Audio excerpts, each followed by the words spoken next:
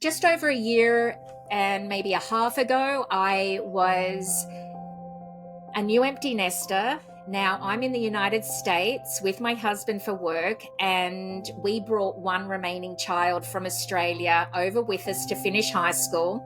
And she went through high school and went through COVID. And when she was 18 and a half and the lockdowns lifted in Australia, she said, I'm out of here.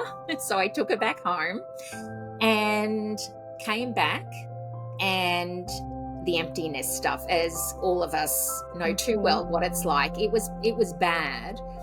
At the same time, however, my last remaining parent in Australia, Dad, who had been mum and dad to 8 kids for 35 years, because mum died suddenly when I was 16. She had a stroke and left.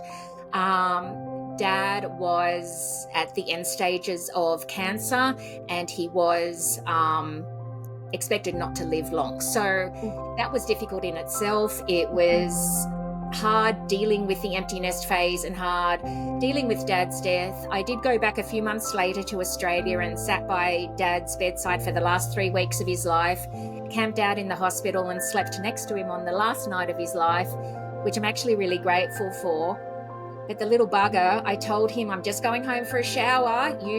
Mind you, he was pretty much unconscious by then, but I knew he could hear. I said, you hang around.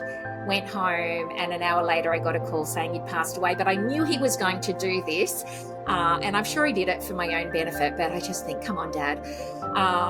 So I came back to the US, and I had the empty nest grief and Dad dying, and oh my God, it was horrible. And one morning I was in bed and I thought to myself, how am I going to get up? I can't. I feel so heavy and so lost and just so helpless. And as voices in your head, I don't know if anyone else has someone themselves who talk to themselves or whatever, it said, you just have to get up, you have to start writing, you have to help other people. And I had done this before initially with my divorce. And I thought, oh, okay, God, that's a lot of work, but I'll start. I'll make a start.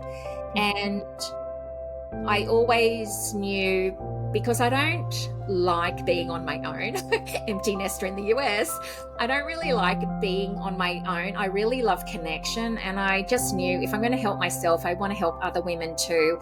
And there is no way the pain was that bad for me. And being so isolated from my family and it just makes my heart feel so sad when I talk about it.